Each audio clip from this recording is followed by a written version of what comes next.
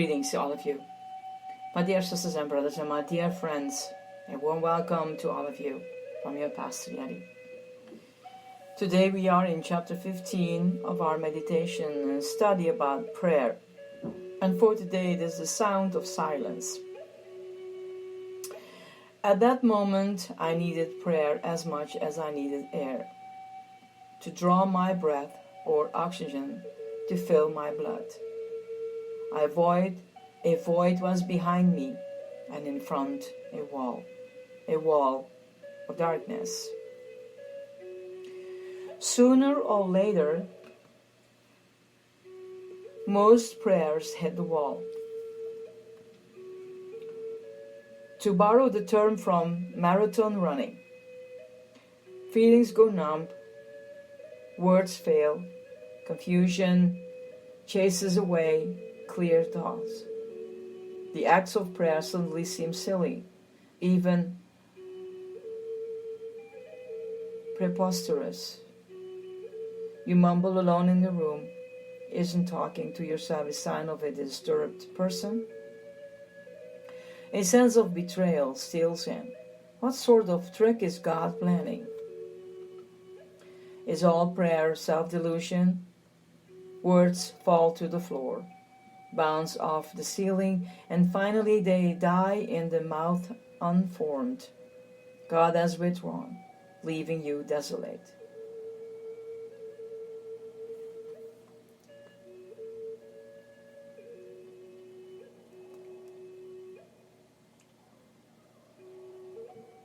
Touching the void. How long, O Lord, will you forget me forever? How long will you hide your face from me? How long must I wrestle with my thoughts, and every day have sorrow in my heart? But if I go to the east, he is not there. If I go to the west, I do not find him. When he is at work in the north, I do not see him. When he turns to the south, I catch no glimpse of him. O my God, I cry out by day, but you do not answer, by night, and I'm not silent. My foes taunt me, saying to me all day long, where is your God? I spread out my hands to you. My soul thirsts for you like a parched land.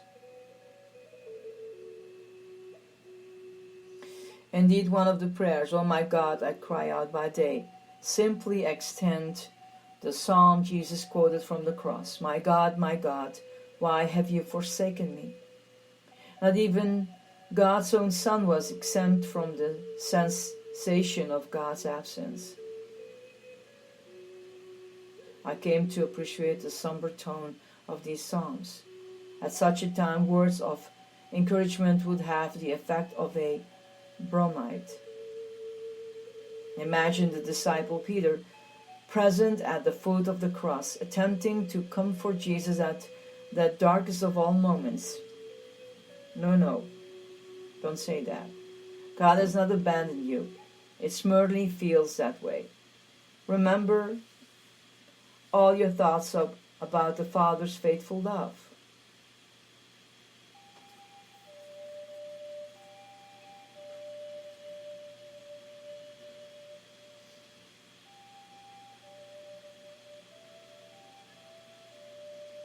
For some, maybe the dark night begins with a terrible accident that changes everything, or with an illness that ravaged the body as prayers go mockingly unanswered. And for others, the cloud descends as the marriage gets worse, not better, despite all prayers, or hovers over the wasteland that follows a divorce.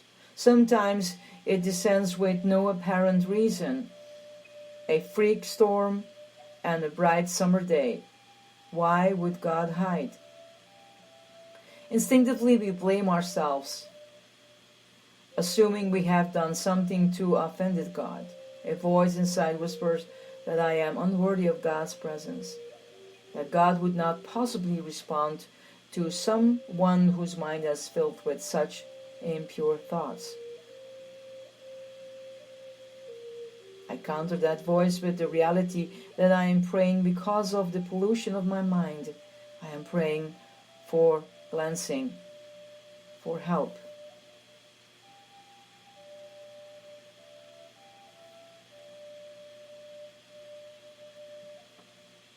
Lord, you care for me more than I care for myself.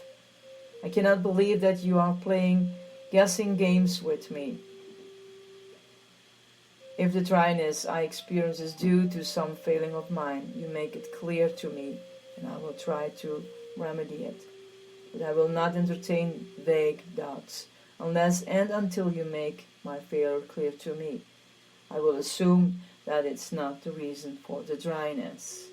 This is a prayer that in our life we can experience the desert, a dryness.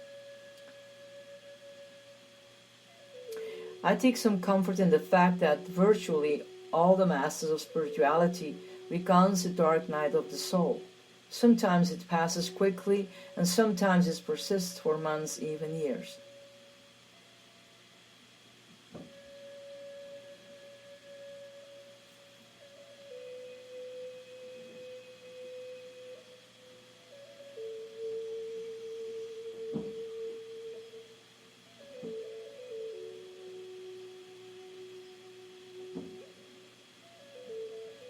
Survival strategies.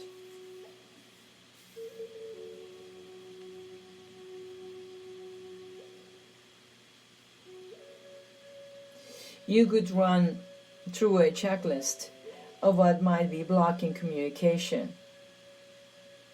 For example, have I caused the blockage itself through my deliberate sin or callous inattention to God? If the blockage seems obvious, I must clear the channel through confession. As part of the checklist, I also examine my motives in prayer. So I'll give you some examples too. Maybe would be useful. Perhaps I have been seeking misty devotional feelings, God on my terms and not God's. Dietrich Bonhoeffer asks, may it not be that God himself sends us these hours of reproof and dryness, that we may be brought again to expect everything from his word? Instead of looking for a new revelation of God's presence, perhaps I should focus instead on the revelation God has already given in creation, in the Bible, in Jesus and the church. And Bonhoeffer cautions against the vanity of relying on exceptional spiritual experiences as we have some. Entitlement. Seek God, not happiness. This is a fundamental rule of all meditations, he said, and then added, if you seek God alone, you will gain happiness. That is its promise.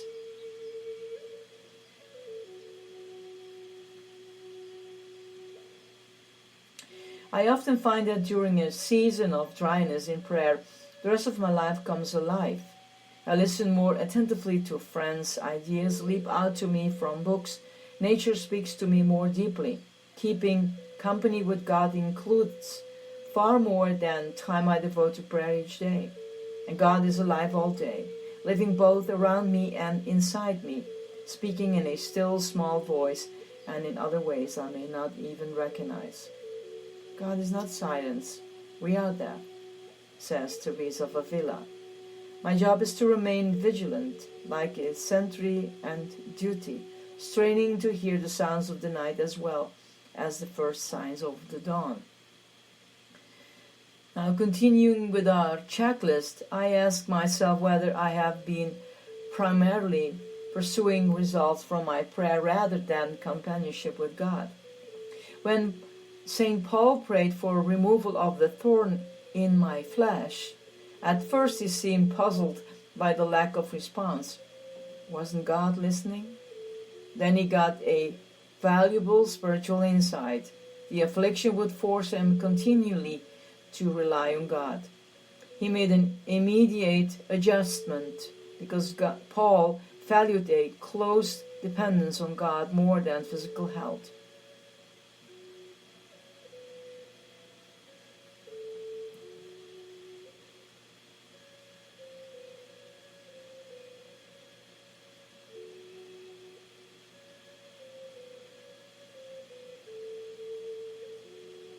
The Bible itself moves the emphasis from past to future. Not, why did this happen? But, now that it happened, what can I learn from it and how should I respond? Thus the major New Testament passages on suffering all focus on the productive value of suffering, the good that it can produce as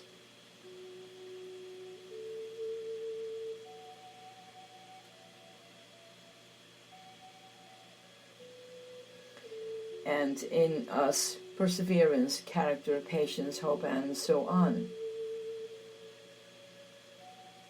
In the same vein, you can ask God to use the time of spiritual dryness to prepare yourself for future growth. Jesus hints at such a process in his analogy of the vine. Every branch that does bear fruit, he prunes so that it will be even more fruitful. As any vintner or rose grower knows, the act of lopping off lush branches, which at first seems cruel and destructive, actually causes the pruned shoots to grow back more productive than ever. A vintner explained to me that he refuses to irrigate his vines because the stress caused by occasionally drought produces the best, most tasty grapes. Seasons of dryness makes the root run deep, strengthened the vine for whatever the future holds. Forgive the silence. First forgive the silence that answers prayer. Then forgive the prayer that stains the silence. Excuse the absence that feels like presence. Then excuse the feeling that insists on presence, and pardon the delay of revelation. Then ask pardon for revealing your impatience, and forgive God for being only a word. Then ask God to forgive the betrayal of language.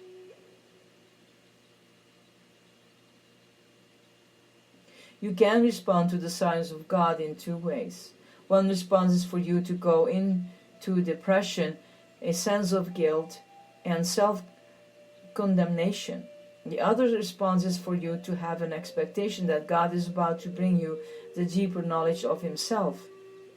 These responses are as different as night and day.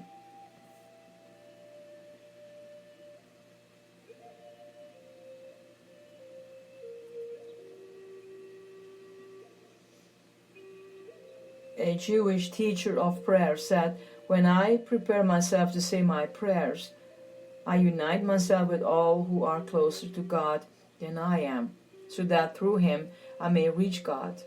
And I also unite myself with all who may be further off, away from God than I am, so that through me they may reach God."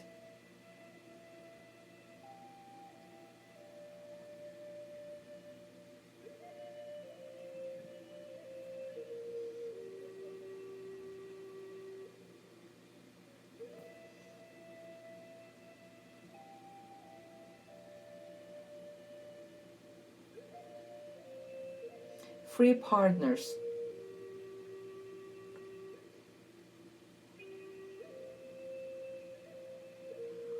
No one can reduce to a formula the secret to close communion with God. The English Bishop Hugh Latimer wrote to a fellow martyr, "I am sometimes so fearful that I would creep into a mouse hole. Sometimes God doth visit me again with discomfort. So He comes and goes." We may experience a spiritual high one day and spend the next month wandering in the desert. The wind blows wherever it pleases, Jesus told Nicodemus. So He comes and goes. On the hill behind my mountain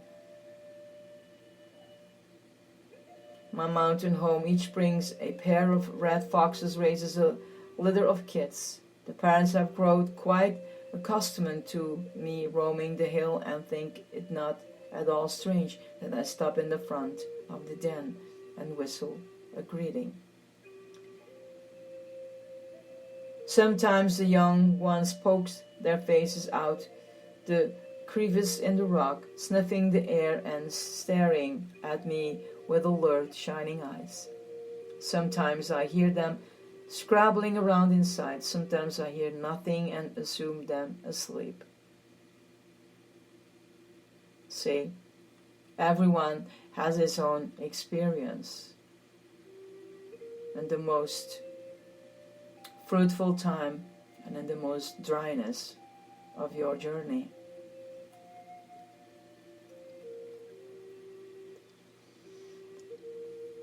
Sometimes God seems as close as, like in your own relationship with your spouses and your children. Sometimes He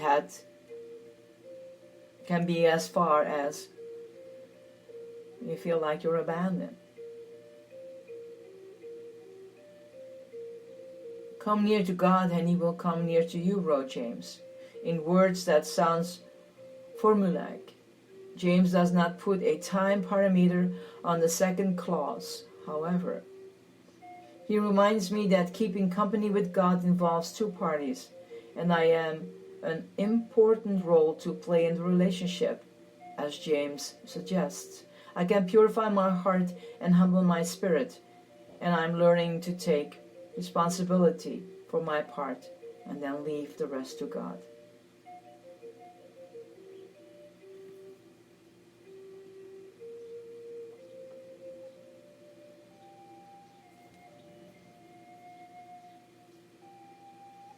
Here I am, said Jesus. I stand at the door and knock. And for us it can become familiar words from Revelation, often stretches into an evangelistic message. But Jesus addresses those words to a church full of believers. How many times have I failed to hear the soft knock on the door and thus missed God's invitations? Every relationship involves two free partners.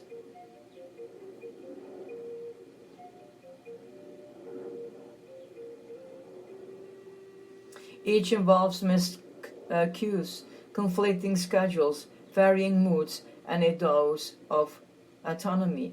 Each goes through times of closeness as well as seasons that might be called arid. A relationship conducted through prayer, two goes through rhythms.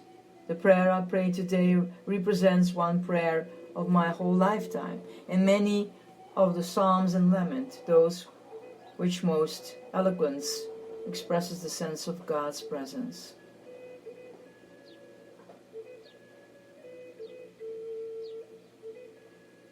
I waited patiently for the Lord. He turned to me and heard my cry. He lifted me out of the slimy pit, out of the mud and mire.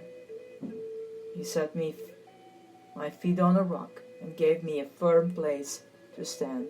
He put a new song in my mouth, a hymn of praise to our God.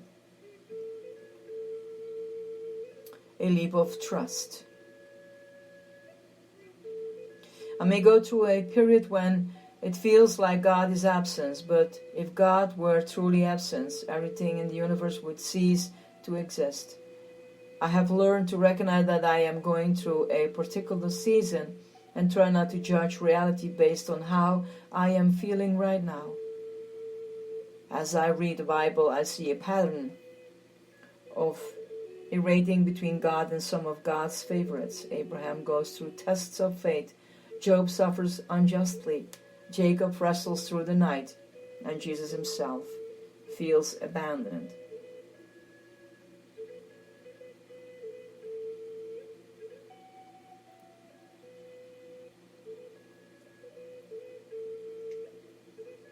Trusting in God does not, except in illusory religion,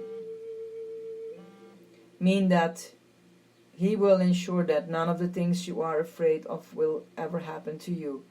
On the contrary, it means that whatever you fear is quite likely to happen, but that with God's help it will in the end turn out to be nothing to be afraid of.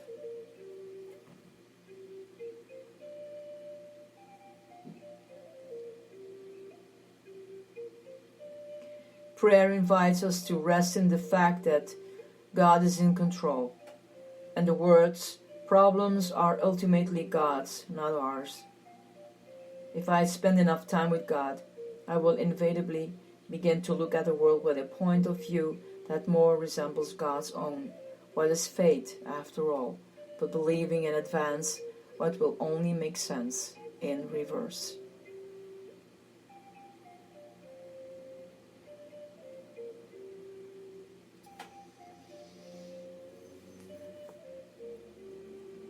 My dear ones, I think I give you examples enough. What as close as that can be with God can also be in the absence and feeling abandoned. It's up to us. God already gave everything. He accepted us as His own children. We are not orphans anymore. And when Jesus said from the book of Revelation, bring it to your life at this very moment, that He says, I'm knock on the door, let Him in. And if we go through dryness, maybe that can be a deeper experience in your life when you still move on your journey, because that journey you don't walk alone. And as close as friends you have, as close as wives and husbands you have, partnerships, think about all that when in your prayer, where they are. Listen to the prayer that Jewish person did. He brought everything what as closest as could be, closest in that. And the ones who were further off, He brought it all in one circle. That for him, it was an encouragement to know that as close and as far, they were still in His prayer. My dear ones, may God love you. Blessings to all of you, my dear ones. This is your Pastor Yadi. Bye.